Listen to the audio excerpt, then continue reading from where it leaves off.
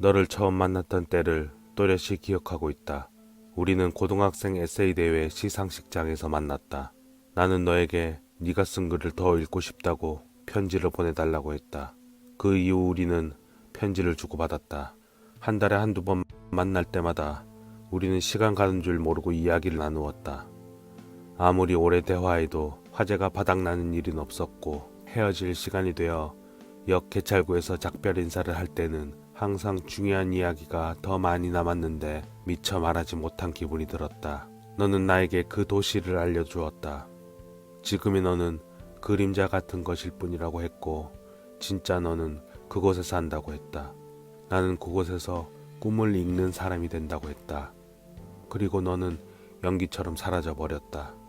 나는 진짜 너를 만나러 그 도시로 가기로 했다. 도시를 둘러싼 벽에는 문이 하나뿐이다. 그 문은 매우 억세고 우람한 문지기가 지킨다. 문지기는 이 도시에 들어가려면 자신의 그림자를 버려야 한다고 했다. 나는 내 그림자를 버리고 도시로 들어갔다. 그리고 네가 있는 도서관으로 가야 한다. 도서관은 광장을 조금 지나친 곳에 있다. 네 다리를 바라보는 광장에는 바늘이 없는 시계탑이 무언가의 상징처럼 높게 솟구쳐 있다. 도서관에서 만난 너는 내 기억 모습 그대로 16살이지만 나는 이미 어른이 되어버렸다. 너는 나를 기억하지 못했다. 그래도 괜찮다. 너와 같이 시간을 보낼 수 있는 것만으로도 좋다. 나는 너와 함께 도서관에서 꿈을 읽고 마치면 너를 집에 데려다 주었다. 이 도시에 들어오면서 버린 내 그림자가 죽어간다는 얘기를 들었다. 내 그림자는 나와 다시 하나가 되어 이 도시에서 나간다면 살아날 수 있다고 했다. 나는 어느 세계에 속해야 할까? 그림자와 함께 이 도시를 나가기로 결정하고 그림자를 업고 탈출구를 향했다. 그때 도시의 벽이 살아 움직이듯 우리를 막아섰다. 너희는 벽을 통과하지 못한다. 벽이 말했다. 두려워해선 안 돼요. 앞을 향해 달리는 겁니다. 자신의 마음을 믿고. 그림자가 말했다. 나와 그림자는 벽돌로 이루어져 있을 두꺼운 벽을 헤엄치듯 통과해 나갔다. 나는 마지막 탈출구에서 이 도시에 남기로 생각을 바꿨다. 내 그림자는 탈출구인 웅덩이에 뛰어들었다.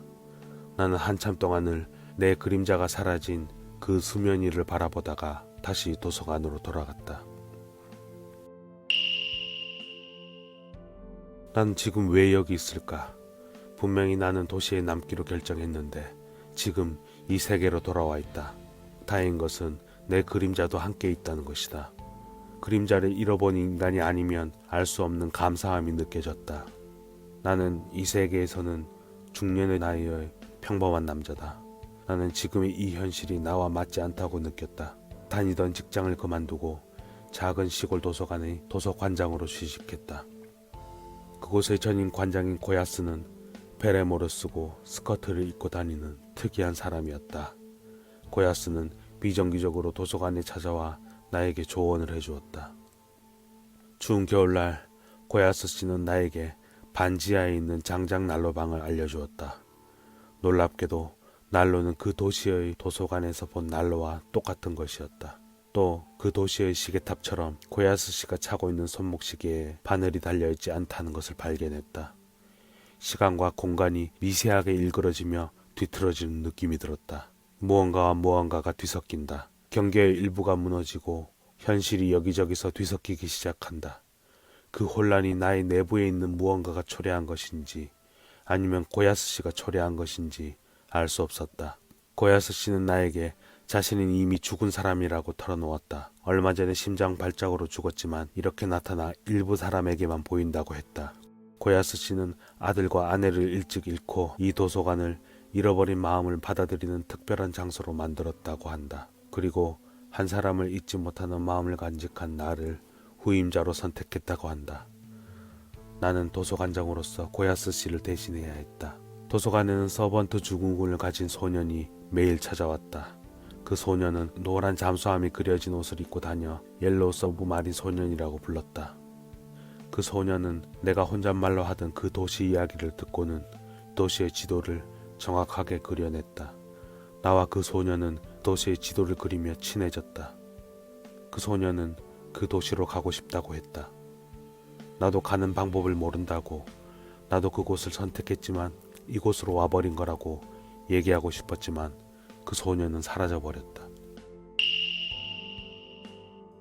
나는 내 그림자를 탈출구 웅덩이를 통해 내보낸 후 평화로운 날들을 이어오고 있었다. 여느 때처럼 도서관으로 가던 길에 다리 맞은편에서 노란색 잠수한 그림이 그려진 옷을 입은 소년을 보았다. 처음 보는 얼굴이지만 나를 계속해서 쳐다보는 것이 뭔가 이상했다. 어느 날 밤 그 소년이 내가 자고 있는 방으로 숨어 들어왔다. 자신이 꿈을 잃는 사람이 되어야 하며 그러기 위해서는 나와 하나가 되어야 한다고 했다. 우리는 원래 하나였는데 어떤 이유로 별개의 개체가 되었고 이 도시에서는 하나가 될 수 있다고 하였다. 그렇게 그 소년과 나는 일체화가 되었다. 소년과 하나가 된 후 나의 꿈 잃는 능력은 엄청나게 향상되었다. 소년은 나에게 이제 바깥 세상으로 나가 그림자와 하나가 되라고 하였다. 나는 높은 벽에 엄중히 둘러싸인 이 도시에서 나가는 방법을 모른다고 했다. 마음으로 원하기만 하면 됩니다. 소년이 말했다. 이 방의 작은 촛불이 꺼지기 전에 마음으로 그렇게 원하고 그대로 단숨에 불을 끄면 돼요. 그러면 당신은 이미 바깥 세계로 이동해 있을 겁니다. 당신의 마음은 하늘을 나는 새와 같습니다. 높은 벽도 당신의 마음의 날개짓을 막을 수 없습니다. 나는 눈을 감고 몸의 힘을 한데 모아 단숨에 촛불을 불어 껐다. 어둠이 내렸다. 무엇보다 깊고 어디까지나 부드러운 어둠이었다. 아일랜드의 한 시골 마을. 빌 펄롱은 아무것도 가진 것이 없는 가정부의 아들로 태어났습니다. 게다가 아버지가 누구인지는 알지도 못했습니다. 하지만 일하던 집 주인인 윌슨 부인이 어머니와 자신을 따뜻하게 받아주어 힘들지만 잘 자랄 수 있었습니다. 기술을 배워 석탄을 판매하는 일을 하게 되었고 이제는 어엿한 가장이 되어 부인과 5딸 모두 7 식구를 책임지고 있습니다. 크리스마스가 다가오던 날 겨울이라 석탄 주문이 끊임없이 밀려들었습니다. 깜깜한 새벽 일어나 출근하려는데 문득 이게 다 뭐하는 짓이지 하는 생각이 듭니다. 매일매일 쳇바퀴 돌듯 반복되는 생활이 무슨 의미가 있는지 의문이 들었습니다. 하지만 요즘처럼 어려운 시기에 일이 있고 아이들은 착하게 잘 자라고 있으니 이 정도면 괜찮다고도 생각합니다.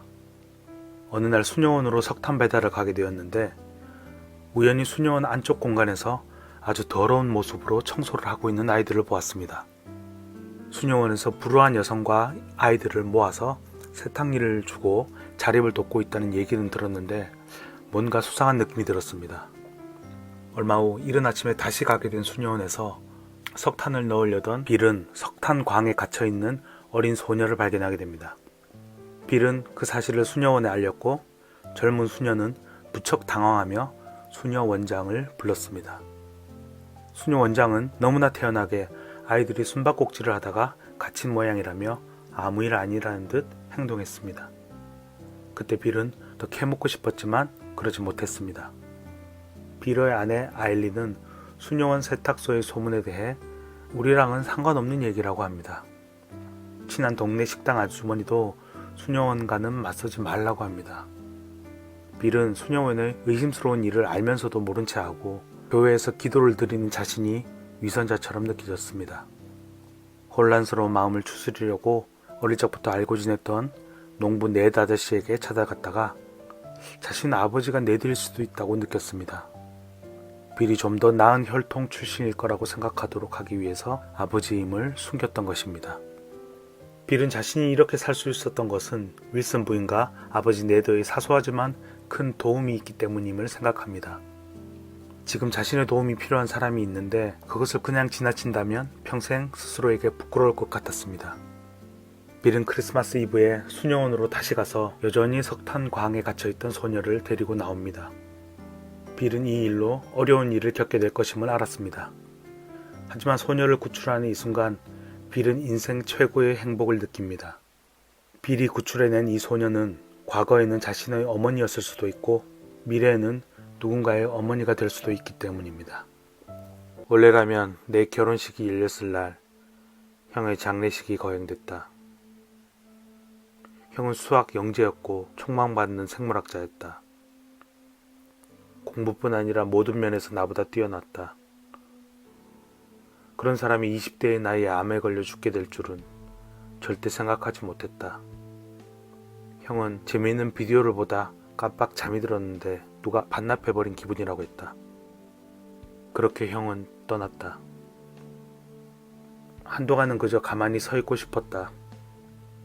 나는 내가 아는 공간 중 가장 아름다운 장소에서 떠올릴 수 있는 가장 단순한 일을 하는 일자리에 지원했다. 나는 그렇게 메트로폴리탄 미술관의 경비원이 되었다.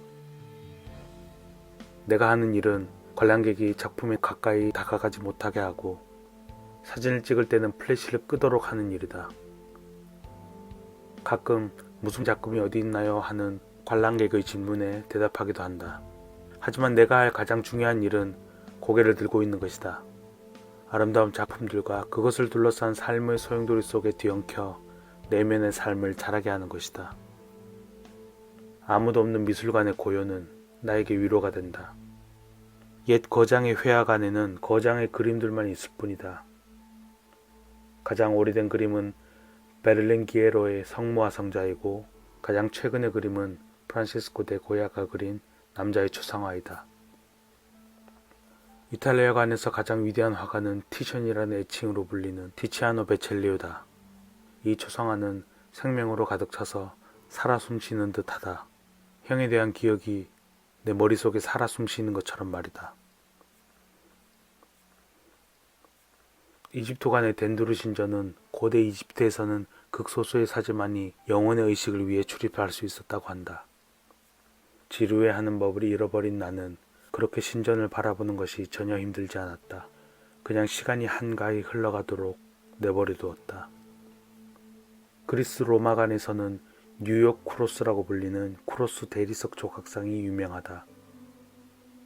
미술관에 매일매일 서 있는 사람으로서 이 쿠로스 대리석 조각상과 동질감을 느낀다. 쿠로스는 일종의 비석으로 이 사람은 죽음을 피할 수 없는 인간이었다고 알리기 위해 만든 것이다. 우리 모두가 그렇지 않은가? 또 한 번 동질감을 느낀다. 미술관 경비원이 되기 위해서는 특별한 경력이 필요하지 않다. 다양한 나라, 다양한 인종, 다양한 나이대의 사람들이 미술관에서 일한다. 그들 모두는 각각의 사연을 가지고 있다. 어떤 사람이더라도 같은 파란 제복을 입고 나면 공감대가 형성되고 친구가 된다. 동료 경비원들과 나눈 소통에는 내가 세상의 흐름에 다시 발맞출 수 있도록 돕는 격려의 기운이 들어가 있다. 시간이 지나고 이제 미술관 일에 익숙하고 편안해졌을 때 첫째가 태어났다. 형이 떠난 지 5년 만에 새로운 생명이 나에게 온 것이다. 아이가 태어나기 전에 나는 사소한 것에는 신경 쓰지 않는 삶을 살아왔다. 하지만 부모가 되고 난 후에는 끝없는 사소한 일을 계속해서 해결해야만 했다. 락 콘서트장 같이 떠들썩한 세계와 수도원처럼 고요한 세계 두 곳으로 오가는 것이 내 삶이 되었다. 그 후 내 삶에 영향을 준 두 가지 기획전이 있었다. 하나는 미켈란젤로이고 하나는 흑인 공동체인 지밴드 퀼트였다. 미켈란젤로가 그린 시스티나 예배당 천장은 570일이나 걸리는 대작이었다. 게다가 당시 미술 재료의 기술적 한계로 마치 모자이크를 이어붙이듯 매일 조금씩 완성해 나갈 수밖에 없었다. 미켈란젤로는 날마다 그날 해야 될 일을 마치기 위해 천장에 매달려 온 힘을 쏟았을 것이다. 엘라베마주의 지스밴드라는 지역에서 아프리카계 미국 여성들이 옷이나 이불을 퀼트로 만들어 왔다. 이것을 근현대 미술전시관에서 지스밴드 퀼트 작품전을 열었다. 그 여성들도 모자이크를 완성해 나가듯이 하루하루 주어진 환경에서 최선을 다했을 것이다. 이처럼 위대한 예술작품은 주어진 환경에서 무언가를 창조하기 위해 조각조각 노력을 이어붙여 만들어가는 것이다. 우리 인생도 그렇지 않을까? 삶은 휘청거리고 삐걱거리지만 결국은 천천히 앞으로 나갈 것이다. 내 삶의 힘들었던 하나의 모자이크가 드디어 마무리되었다. 미술관은 내 삶에서 가장 중요한 시기에 고요함으로 위안을 주었다. 이제 더 이상 경기장 밖에서 경기를 지켜보고 있지만은 않을 것이다. 우리 아이들에게 넓은 세상을 보여줄 것이다. 마지막으로 미술관에서 제일 마음에 드는 작품을 고를 시간이다. 너무나도 고통스럽지만 이 그림을 보면 형 생각이 나서 좋다. 또 이 그림에는 우리가 죽을 수밖에 없는 운명이라는 것, 고통 속의 용기는 아름답다는 것, 상실은 사랑과 탄식을 자극한다는 것을 다시 일깨워준다. 형은 세상에 없지만 나는 이제 내 앞에 펼쳐진 삶에 최선을 다할 것이다. 삶은 주어진 대로 살아가면서 싸우고 성장하고 창조해내는 것이기 때문이다. 안진진의 어머니와 이모는 일란성 쌍둥이로 10분 차이로 태어났습니다.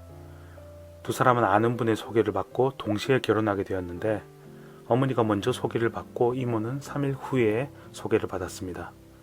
그 우연으로 인해 그 이후 두 사람의 인생은 180도 달라졌습니다. 안진진의 아버지는 결혼하고 얼마 되지 않아 술을 먹고 폭력을 행사하기 시작합니다. 그때마다 진진과 동생 진모는 아버지를 피해 이모네로 가 있었습니다. 이모부는 능력 있는 건축가였고 이모네 집은 부유한 동네에 있는 좋은 집이었습니다. 아버지는 수차례 집을 나갔다 들어오기를 반복하다가 결국 행방불명이 되어버립니다. 어머니는 생계를 책임지려고 시장에서 양말 장사를 시작합니다. 그런 아버지 때문인지 안진진도 가출을 여러 번 하게 되고 동생 진모는 싸물에 파출소에 가는 일이 잦았습니다. 25이 된 안진진은 이제 자신의 삶을 제대로 탐구해보겠다고 생각합니다. 안진진은 20대 초반에 레스토랑에서 서빙 알바를 하다가 김장우를 만났습니다. 사진작가인 김장우는 출판사 직원을 대접했으나 음식값이 모자랐고 그때 도와준 진진에게 호감을 가집니다. 진진도 장우가 익숙하고 편합니다. 이후 이모부의 도움으로 회사에 취직한 진진은 업무 능력을 높이기 위해 새벽에 학원을 다녔고 그곳에서 나영규를 만납니다. 영규는 유복한 집안에서 자랐고 남부럽지 않은 회사에 다녔습니다. 모든 일을 계획적으로 실행하고 진진과의 결혼도 계획하고 있습니다. 진진은 영규의 철두철미한 계획이 부담스러웠습니다. 예상대로 영규는 진진에게 프로포즈를 해왔고 진진은 생각할 시간을 달라고 합니다. 뭐 하나 확실한 게 없지만 익숙하고 편한 김장우에게 괜히 더 마음이 갑니다. 동생 진모는 어릴 때 놀던 패거리들을 모아서 깡패 흉내를 내고 다닙니다. 그러다 만난 어떤 여자와 사귀게 되고 그 여자를 가로챈 남자를 죽기 직전까지 폭행해 도망자가 됩니다. 행방불명되었던 아버지는 중풍과 치매에 걸려 돌아왔습니다. 몸은 만신창이가 되었고 딸인 진진을 알아보지도 못합니다. 누가 봐도 불행한 일만 가득한 어머니는 그 불행을 받아들이고 꾸역꾸역 극복해냅니다. 이모부는 다정하고 안정적인 사람입니다. 이모의 딸 주리와 아들 주혁이도 공부를 잘해 외국으로 유학을 가 있습니다. 학교를 졸업하면 그곳에서 취직도 예정되어 있다고 합니다. 누가 봐도 행복한 집안에서 이모는 스스로 목숨을 버리는 선택을 합니다. 이모는 너무 평탄해서 결핍이라고는 경험하지 못하는 삶이 불행하고 우울했다고 합니다. 누군가의 불행이 누군가에게는 행복인 모순 같은 인생입니다. 누군가는 죽지 못해 살고 누군가는 살지 못해 죽음을 선택했습니다. 어머니는 아들을 옥바라지를 하고 남편의 대소변을 받아내면서도 행복해합니다. 이모는 무덤 속 같은 평온을 못 견뎌했지만 또 그것이 누군가에게는 행복일 수 있는 것입니다. 삶의 어떤 교훈도 스스로 체험하기 전까지는 진심으로 와닿지 않기 때문입니다. 결국 진진은 스스로 가지지 못했던 평온을 경험해보기 위해 사랑하는 김장우 대신 나영규를 선택합니다. 데이비드 조던은 어려서부터 지도를 그리고 꽃을 탐구하며 놀았습니다. 과학에 더욱 흥미를 가지고 공부했고 당시 유명했던 박물학자 루이 아가시의 지도를 받게 됩니다. 이후 강에 사는 담소어를 연구하기로 목표를 정하고 루이 아가시를 떠나 연구에 매진은 하였고 결국 스탠포드 대학의 초대 학장이 되기에 이릅니다. 데이비드 조던은 화재, 지진으로 자신의 몇십 년간의 노력을 한순간에 잃어버렸음에도 포기하지 않고 계속해서 담소 연구를 계속했습니다. 밀러는 과학기자로 우주의 입장에서 인간은 하찮은 존재라는 아버지의 말을 듣고 충격을 받습니다. 이후 성인이 되어 자신의 성 정체성에 혼란을 느끼면서 데이비드 조던에게서 희망을 배우려고 합니다. 데이비드 조던은 초반에는 루이 아가씨의 영향을 받아 연구의 목적이 선교에 있었습니다. 이후 찰스 다윈의 진화론이 과학계의 인정을 받으면서 데이비드 조던도 표면적으로는 진화론자가 되었습니다. 하지만 인간은 신의 뜻에 따른 것이 아니라 우연히 생겨난 것이고 인간이 우주와 자연의 입장에서는 중요하지 않은 존재라는 사실을 인정하는 것은 결국 데이비드 조던에게도 어려운 일이었습니다. 살아가는 사람의 죽음이나 몇십 년간의 자료가 사라지는 고통스러운 고난이 아무 이유도 의미도 없이 일어났다면 견디기 어려운 일일 것입니다. 결국 데이비드 조던은 신이 없는 세상에서 자기 기만과 오만으로 실패를 극복하고 앞으로 나갔던 것입니다. 그러던 중 데이비드 조던은 우생학의 늪에 빠졌습니다. 인간의 능력은 유전적으로 타고난다는 결정론적인 주장은 아주 달콤했습니다. 자신이 고난을 극복해야 하는 이유와 명분이 되어 주었으므로 데이비드 조던은 열성적으로 우생학을 지지했습니다. 이로 인해 많은 사람들이 열성 인간으로 낙인 찍히고 고통받았습니다. 데이비드 조던은 죽는 날까지 우생학을 믿었습니다. 하지만 밀러는 인간은 아주 사소한 존재이지만 그 사소한 다양성이 인간을 중요하게 한다는 것을 깨달았습니다. 신의 뜻이 없어도 인간은 중요한 존재입니다. 어류라고 생물을 분류할 수는 없게 되었지만 그 존재는 의미가 있는 것처럼요. 첫 번째 소설, 아주 희미한 빛으로도. 그녀는 영문과에서 에세이를 가르치는 젊은 강사다. 미국에서 나고 자란 학생들도 많지만 한국식 영어 발음으로도 기죽지 않고 차분히 강의를 이어나갔다. 나는 수업 중 실수로 옷을 버려 학교 근처였던 그녀의 집에서 신세를 지게 되었다. 나는 그녀에게 관심이 생겼고 그녀가 써낸 에세이를 읽게 되었다. 그녀는 용산에서 나고 자랐고 자신이 살아온 세월을 담담하게 설명했다. 그리고는 그곳을 떠나고 싶다고 썼다. 지난해 겨울 용산 재개발구역의 한 건물에서 용산 참사라고 불리는 사건이 벌어졌다. 사람들이 생사를 건 사투를 벌이고 있을 때 나는 편안히 있었다는 사실이 내 마음에 상처가 되었다. 그녀의 마음에도 상처가 되었는지 그곳을 피해 다닌다고 했다. 나는 수업 시간에 통근길이라는 에세이를 발표했다. 내 눈에 비친 통근길 용산의 모습을 있는 그대로 얘기했다. 비어버린 건물들을 보고 사람들은 어디로 갔을까 궁금증을 적었다. 어떤 학생은 명확하진 않지만 도시개발을 부정적으로 본 관점이 느껴진다고 했고 어떤 학생은 편향되지 않았다고 했다.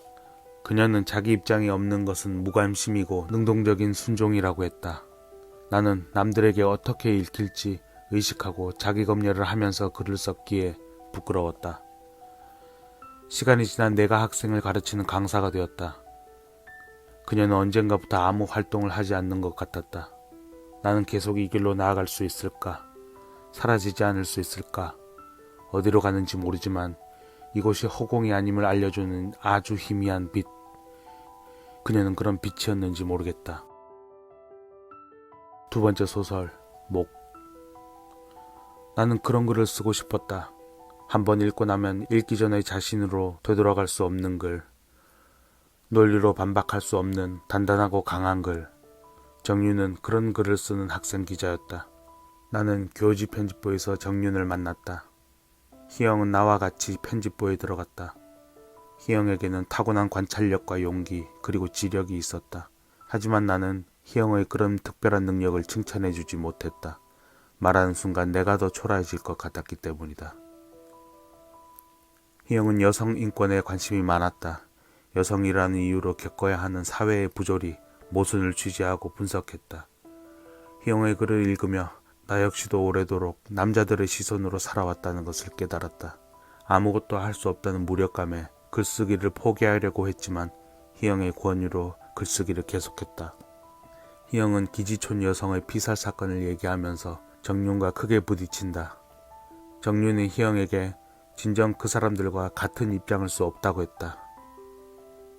희영은 글쓰기를 포기하고 기지촌 활동가의 삶을 시작했다. 글쓰는 것으로만 내 몫을 했다고 하는 사람이 되기 싫다고 했다. 정윤은 결혼 후 학업을 포기하고 남편의 뒷바라지를 위해 미국으로 갔다. 나는 글쓰는 일을 직업으로 삼고 나서 정말 글을 써야 하는 사람들은 모두 떠나고 쓸 줄 모르는 나만 남아 글을 쓰고 있다는 생각을 했다. 글쓰는 일이 쉬운 일이었다면 나는 쉽게 흥미를 잃어버렸을지 모른다. 하지만 글쓰기로 자기 한계를 인지하면서도 다시 글을 써 그 한계를 조금이나마 넘을 수 있다는 행복, 나는 그것을 알기 전의 사람으로 돌아갈 수 없었다. 세 번째 소설, 1년. 나는 간척지 풍력발전기 공사 현장을 관리하고 있다. 공사 현장을 오갈 때는 인안대교를 건너야 한다. 바닥이 잘 포장된 대교에서 자동차는 미끄러지듯 달린다. 대교 양옆으로 펼쳐진 바다는 아름다웠다. 다희는 1년 계약 인턴이었고 나와 같이 일하게 되었다. 운전을 하지 못하는 다희는 공사 현장을 오갈 방법이 없어 내가 태워다 주기로 했다. 우리는 그렇게 매일 2시간 남짓 달리는 차 안에서 서로의 이야기에 몰두하는 알 수 없는 사이가 되었다. 다희와 만나고 나서야 지금껏 내가 해온 다른 사람들과의 대화가 의미 없는 독백에 불과하다는 것을 깨달았다. 나도 사람과 이야기를 나누고 싶은 마음이 있다는 것도 알게 됐다. 인턴 3명 중 1명만이 최종 합격한다. 다희는 다들 행복해 보이는데 나는 그걸 계속 바라만 보면서 들어가진 못한다고 자신이 스노우볼 위를 기어다니는 달팽이 같다고 했다. 다희는 내가 다른 사람들과 했던 말을 듣고 상처를 받았다. 나는 당신에게 상처 주려는 게 아니었다고 말하고 싶었지만 목이 따끔거릴 뿐 입 밖으로 나오지 않았다. 어떤 기대도 어떤 미련도 없는 사람은 자신을 보호하기 위해 마음을 걸어 잠근다. 다희에게 멀어지지 말라고 말하고 싶었지만 나는 아무 말도 하지 못했다. 네 번째 소설, 답신. 엄마는 우리가 어릴 때 언니와 나를 두고 떠났어. 그 이후로 모든 문제의 원인을 떠난 엄마에게 돌리는 것이 가장 합리적인 선택이었지. 아빠는 전국으로 일을 하러 다녔고 우리는 고모 할머니 손에 자랐어. 아빠는 우리에게 애정이 없었지. 우리는 아빠에게 원치 않는 짐이었던 거야. 나는 그 이후로 내가 무엇을 원하는지보다 다른 사람들이 내게 무엇을 원하는지를 더 신경 썼던 것 같아. 언니는 고등학생 때부터 아르바이트를 했어. 그렇게 번 돈을 가족들 생활비에 보탰지. 언니가 그 사람을 만난 것도 그때쯤이었던 것 같아. 언니 학교 교련 선생님이던 그 사람의 차에서 내리는 언니를 우연히 봤어. 그 후 언니는 21가 되던 해에 임신을 했어. 그 사람은 언니를 책임지는 것은 힘든 일이라며 거드름을 피웠어. 결혼하고 나서도 그 사람은 언니를 함부로 대했지. 언니는 자신에게 잘해준다며 착한 사람이라고 했어. 다음에 네가 태어났어. 우리 관계는 아주 단순했지. 나는 너를 좋아했고 너도 나를 좋아했어. 널 보려고 그 사람이 있는 집에도 더 자주 가게 되었지. 너는 하루가 다르게 자랐어. 우리는 작은 공을 주고받듯 사랑한다는 말을 주고받았어. 어느 날 그 사람이 다른 여학생을 태워주는 걸 봤어. 그 학생을 붙잡고 그러면 안 된다고 그만두라고 했어. 어쩌면 나는 언니에게 하고 싶었던 말을 그 애에게 했는지도 몰라. 그런데 이 일을 누군가가 신고했나 봐. 하지만 조사는 결국 흐지부지 되어버렸지. 그 사람은 내가 신고했다고 생각했고 언니는 내가 형부를 모함했다고 하면서 사과를 하라고 했어. 내가 사과를 하지 않으니까 그 사람은 언니를 때리기 시작했지. 나는 이성을 잃고 그 사람의 발뼈를 부러뜨려 버렸어. 재판에서 언니는 그 사람에게 맞은 사실도 없다고 했고 내 폭력적인 성향 때문에 저지른 일이라고 했지. 나는 체념하고 내가 거짓말을 했다고 언니는 그 사람을 때린 적이 없다고 했어. 여자 피고인들 중 불리한 증언을 부정하지 않고 자포자기하듯 받아들이는 경우가 있다고 하는데 내가 바로 그런 경우인가 봐. 감옥에 있는 동안 언니는 면회를 오지 않았어. 출소하고 8년 만에 고모 할머니의 장례식장에서 언니를 만났는데 언니는 도망치듯 사라져버렸어. 언니는 지금 어떤 마음으로 살아가고 있을까? 이제는 너를 더 만날 수 없겠지. 하지만 나는 너를 영원히 사랑할 거야. 네가 나를 기억하지 못한다고 해도 어른이 된 너와 모른 채 스쳐 지나가더라도 너의 이모가. 5번째 소설, 파종.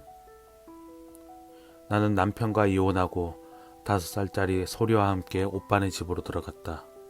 오빠는 어렸을 때처럼 장을 봐와서 밥을 하고 반찬을 만들고 찌개를 끓여 나와 소리를 먹였다. 어째서 남편과 헤어졌는지 앞으로 계획이 무엇인지 아무것도 묻지 않았다. 그저 텃밭 가꾸는 걸 도와달라고 했다. 소리는 자신이 무엇을 원하는지 말하지 않고 조르지 않았다. 소리가 8살 때 오빠가 밭을 매다 잠시 자리를 비운 사이에 소리의 정강이가 찢어졌다. 피가 철철 났다.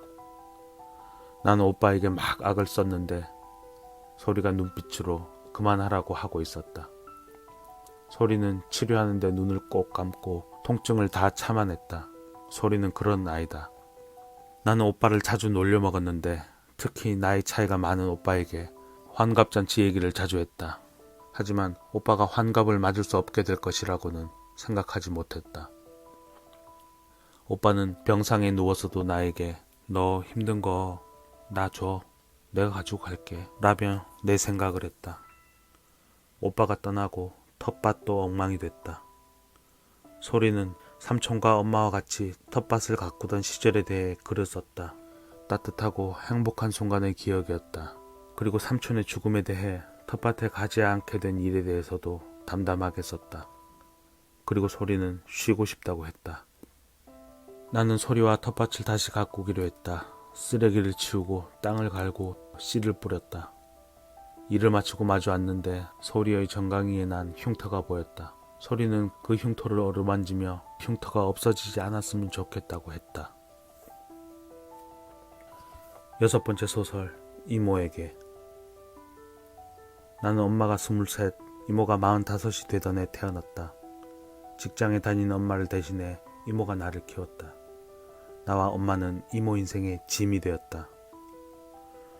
나는 어릴 때 비행기가 가까이 나는 집에서 살았다. 그 후 외할아버지의 유산으로 비행기 소음이 없는 동네 30평대 아파트로 이사갈 수 있었다.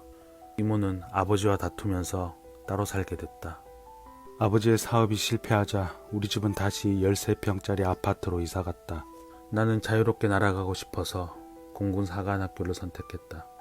나를 힘들게 하는 생각을 잊으려 공부나 훈련에서 고통스럽게 나를 몰아붙였다. 그때는 이모를 만나지 않고 지내던 시절이지만 나는 자주 이모를 떠올렸다. 7년 만에 이모를 다시 만났다. 이모는 여전히 매사에 불만이었고 상대방에게 공감하지 못했다.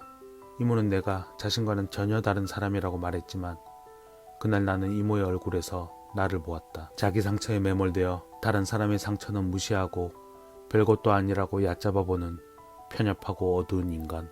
나는 이미 그런 사람이 되어가고 있었다. 이모는 79에 뇌졸중을 앓았다. 엄마는 이모가 쓰러진 직후에 이모의 집으로 들어갔고 나는 자주 이모를 보러 갔다. 이모가 이런 노인이 될 줄은 몰랐는데 나는 울지 않으려고 애썼다. 약한 모습을 보이지 않아야 할 사람이 있다면 그건 언제나 이모였다. 그건 내 자존심이자 이모에 대한 예의였다. 그렇게 이모는 어느 새벽에 떠났다. 옛날 사람들은 하늘 위에 하늘나라가 있다고 생각했다. 밤하늘의 별들을 보고 하늘에 구멍을 뚫어 인간을 바라보는 누군가의 눈빛이라고 했다. 밤비행을 할 때면 나는 종종 멀리서 나를 바라보는 이모를 느낀다. 7번째 소설, 사라지는, 사라지지 않는. 기남은 딸 많은 집에서 태어나 9살 때 권사장네 집으로 보내졌고 식모 생활을 하게 되었다. 국민학교를 졸업하자 기남은 권사장이 운영하는 공장의 주방에서 일했다. 기남이 정당한 월급을 요구하자 권사장은 기남을 쫓아내듯 내보냈다. 기남의 마음에는 사라지지 않는 방들이 있다. 언제든 그 문을 열면 그날의 기억, 냄새, 그 순간을 생생히 느낄 수 있다. 20살이 된 기남은 언니라는 사람이 연락을 받고 친모의 생일잔치에 갔다. 그곳에서 환영받지 못하는 사람에 대한 차가운 시선을 느낀다. 기남은 부모의 사랑을 끝내 받아보지 못했다. 남편은 5살 된 전 부인의 아이 진경을 데리고 왔다.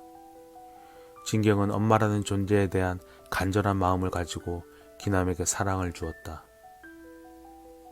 기남은 세상에 그런 마음이 있다는 것을 그때야 알았다. 우경이는 진경이가 8살 때 태어났다. 조용한 진경이와 달리 우경이는 적극적이었다. 남편은 진경이보다 우경이를 티나게 더 좋아했다. 그런 우경이는 미국에서 대학을 다녔고 재미교포와 결혼했다. 그동안 한 번도 한국에 돌아오지 않았다. 남편은 우경이를 다시 보지 못하고 세상을 떴다. 시간이 지나면서 우경이 기남에게 바라는 것은 인생에 감히 개입하지 않는 것이라는 걸 깨달았다. 기남은 우경이라는 존재에 묻은 얼룩 같은 것이었다. 기남은 자신의 초라한 모습이 우경이 오래전 자신을 떠나간 것이 부모에게 사랑을 받지 못했던 자신의 존재가 부끄러웠다. 하지만 부끄러워해도 된다는 우경의 어린 아들 말이 큰 위로로 다가온다. 삼촌이 죽었다. 내게 한마디 예고도 없이 자기 멋대로 죽어버린 그가 좀처럼 용서되지 않았다. 삼촌은 인터넷으로 잡화점을 운영했다. 평소에 다른 사람을 잘 믿지 못했던 삼촌은 할 수 있는 모든 것을 자신이 직접 했다. 삼촌은 창고를 마치 요새처럼 만들었다. 삼촌의 흔적을 정리하러 창고로 가는데 초등학교 동창 정민이를 만났다. 정민이는 인터넷 잡화점을 만드는데 삼촌을 도왔다고 했다. 삼촌의 흔적을 정리하다가 삼촌이 운영하는 사이트가 살인자들을 위한 용품을 판매하는 머더헬퍼라는 사이트라는 것을 알게 됐다. 그리고 그 사이트에는 삼촌이 정한 규칙이 있었다. 킬러들은 각자 특기에 따라 코드를 부여받았다. 삼촌은 자신에게 무기를 공급받으려면 정보를 등록하고 규칙을 지키라고 했다. 그렇게 킬러들 사이에서 기준이 정해졌다. 바빌론이라는 사이트는 온갖 불법이 난무하는 인터넷상의 무법지대이다. 그곳에서 살인 청부를 주선하던 조직의 입장에서는 삼촌의 머더 헬퍼가 경쟁 상대였던 것이다. 바빌론은 자신들의 킬러 사업 확장을 위해 머더 헬프를 없애도록 블랙코드 살인자들을 부추겼고, 살인자들은 머더 헬프에 등록된 자신들의 정보가 공개될까봐 두려워 머더 헬프를 공격하기로 한다. 삼촌의 집에서는 머더 헬프를 파괴하려고 몰려온 블랙코드 살인자들과 그것을 지키려는 킬러들의 전쟁이 벌어졌다. 초등학교 동창 정민이는 갑자기 돌변해 나를 공격하기 시작했다. 영화 속 민폐 조연처럼 비명이나 지르고 빈방으로 숨어들고 싶지는 않았다. 나는 삼촌이 알려준 기술을 쓰면서 용감하게 싸웠다. 나는 삼촌과 같은 핏줄이다. 정민을 처리하고 멍하니 누워있는데 삼촌의 목소리가 들렸다. 삼촌은 살아있었다. 삼촌은 머더헬프 초창기 법을 피해 나가는 나쁜 인간들에게 죄값을 받게 할 목적으로 킬러들을 활용했다. 하지만 머더헬프를 통해 이루어지는 범죄들이 갈수록 정의와는 상관없어져 가고 있었다. 삼촌은 살인자들을 도와준다는 죄책감에 시달렸고 모든 고객의 신상 공개를 하고 머더헬프를 폐쇄하기로 결정한다. 삼촌의 오랜 친구인 익수는 머더헬프를 없애도록 바빌론에 의뢰했고, 바빌론의 지시를 받은 초보했고 정민은 삼촌을 죽이러 온다. 삼촌은 정민을 속여 스스로 목숨을 끊은 것처럼 위장하고 블랙코드 살인자들을 불러들여 한꺼번에 처리하기로 한 것이다. 어쩔 수 없이 자신이 죽은 것으로 할 수밖에 없었다. 전쟁이 끝나고 나와 삼촌 그리고 킬러들은 살아남았다. 하지만 바빌론은 해외에 본거지를 둔 세계적인 조직이고 이번 공격이 끝이 아닐 것이다. 나와 삼촌은 이후 후폭풍을 어떻게 감당할 것인지 얘기한다. 담은 할아버지가 돌아가시자 이모와 살게 됩니다. 담은 구와 같은 반이었는데 자기를 괴롭히는 구가 싫지는 않았습니다. 아이들은 매일 붙어 다니는 구와 담을 놀리기 시작했고, 구는 담을 지키기 위해 싸움을 하게 됩니다. 싸움 이후 서로 만나지 못했지만 좋아하는 마음은 더 커져갑니다. 구와 담은 서로의 집 앞에서 무작정 기다리다가 엇갈리기를 반복합니다. 하지만 결국 다시 만나게 되고 더 성숙해져서 진짜 사랑을 나눕니다. 구는 고등학생 때부터 공장에서 일을 했습니다. 공장에서 만난 노마라는 아이는 구와 담을 잘 따랐습니다. 구와 담이 집으로 가는 길에 노마가 교통사고를 당하고 죽게 됩니다. 구와 담은 충격을 받았고 서로를 보기가 두려워서 떨어져 지냅니다. 그 사이 구는 공장에서 자신을 유달리 챙기던 진주 누나와 가까워집니다. 담은 진주 누나와 가까워진 구를 보고 또다시 엇갈립니다. 구는 진주 누나와 헤어지고 군대에 가버립니다. 담은 자신을 길러준 이모가 죽자 혼자라고 느낍니다. 군에서 제대한 구는 담을 찾아가고 담은 구와 함께 살기 시작합니다. 구의 부모님은 거액의 사채빚을 구에게 남기고 행방불명되었습니다. 구는 그때부터 번 돈 대부분을 사채업자들에게 뺏기게 됩니다. 구는 불행을 예감하고 담에게 자신에게서 떠나라고 합니다. 담은 불행에도 같이 있겠다고 합니다. 사채업자들에게 납치되었던 구가 폐인이 되어 돌아오자 구와 담은 그 사람들을 피해 전국으로 도망다닙니다. 구는 결국 사채업자들에게 잡히고 마지막까지도 담이를 생각하면서 길거리에서 죽음을 맞게 됩니다. 다미는 죽은 구를 잊지 않기 위해서 구의 모든 것을 몸으로 받아들입니다. 죽은 구는 그런 담의 모습을 초월적 존재로 지켜봅니다.